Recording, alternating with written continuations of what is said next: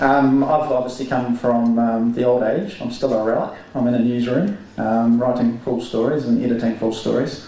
And one of the topics tonight is a shrinking newsroom. That's not so much a problem in the newsrooms anymore in New Zealand. We went through that about 2 or 3 years ago.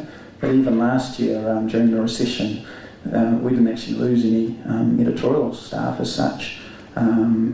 But what we are seeing is a lack of experience now, and I think that's probably the biggest issue for the newsrooms, that we're losing people of 20, 30 years experience into PR or into totally different industries altogether. And obviously the graduates are coming through, but they're not staying in the industry nearly as long as what I have done and a lot of you guys have done. So that's a huge problem, setting up rounds, for instance. I mean, in my mind, it takes a good sort of 6 months to a year to really get a good round, contacts going, meeting people face to face. And so we're seeing Generation Y staff in particular. They think that 1 year in a newsroom is loyalty, and they'll take off on their OE and we never see them again. So that's a huge concern for someone like me and the news editors. We have seen other pressures in the newsroom. When I say we haven't shrunk, we've obviously seen the advent of page masters in the last 2 years, where the subs were all relocated to a different facility altogether. Now that, to my mind, that hasn't caused any impact whatsoever on the end product. Certainly we haven't lost readers because of that.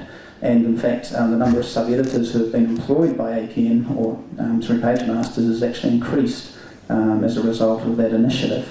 But what we have seen in the newsroom is that kind of, there's big empty spaces, and it kind of impacts on morale amongst the editorial staff, and again that causes, loss of others. So it's hard to replace experienced people because they get kind of disillusioned about that. But I'm not actually cynical or pessimistic at all about the future of newspapers. I think, there's bloody good examples in New Zealand of newspapers that are relevant to the audience. Editors now are much more judged, and their performance reviews are much more based on circulation and readership, whereas 10 years ago, newspapers and television were basically the only show in town, and radio.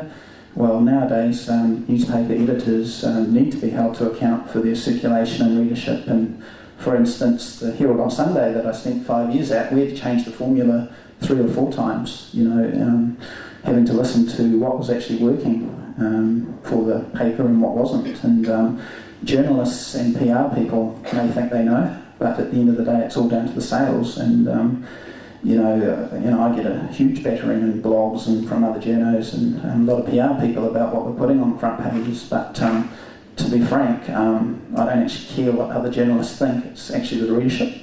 And that will always be the end of it. And so you have to have a thick skin, basically, amongst the industry and so forth. But so be it. And I'm happy to debate some of the stories that we're putting on the front at the moment and the way we're presenting them.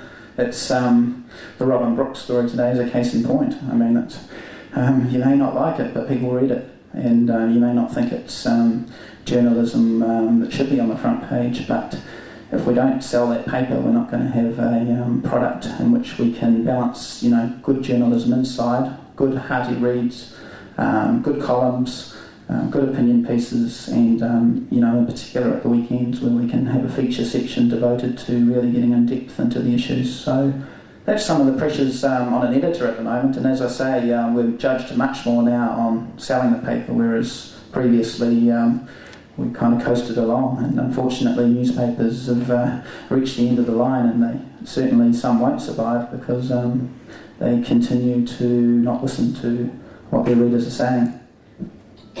Just in terms of dealing with PR people, I've got great relationships with a lot of PR people, and the key thing for me is what you guys touched on, is face-to-face contact, having the time to get out of the office and actually meet people over a drink or coffee. I think that personal touch is key. Exclusive is obviously key as well. If we get a press release at 11 in the morning and we know radio and TV are going to have it that day before us, more likely than not it will be binned. So it's got to be exclusive in terms of us, and every other media man would probably say the same, and woman. What else was I going to touch on?